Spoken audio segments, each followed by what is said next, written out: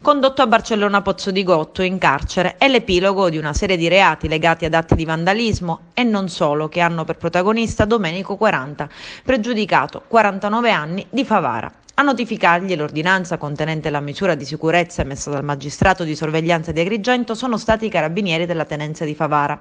Domenico 40 ha lasciato dietro di sé una scia di reati tristemente famosi che hanno fatto indignare l'opinione pubblica. Recentissimo l'imbrattamento della Scala dei Turchi, ancor prima quello di Punta Bianca, poi la distruzione dei vasi in ceramica posti sul viale delle Dune, nonché il deturpamento della casa natale di Luigi Pirandello, a testimoniare l'abitualità nel compiere reati da parte del soggetto. Atti vandalici contrassegnati da un atteggiamento di generica e vaga contestazione nei confronti dell'autorità giudiziaria e delle forze dell'ordine, che ha aggravato ulteriormente la posizione del pregiudicato. Con l'arresto di ieri sera si torna a mettere un punto fermo. Già nel 2002 fu arrestato per il fallito attentato terroristico alla metro di Milano, una bombola di gas alla fermata del Duomo.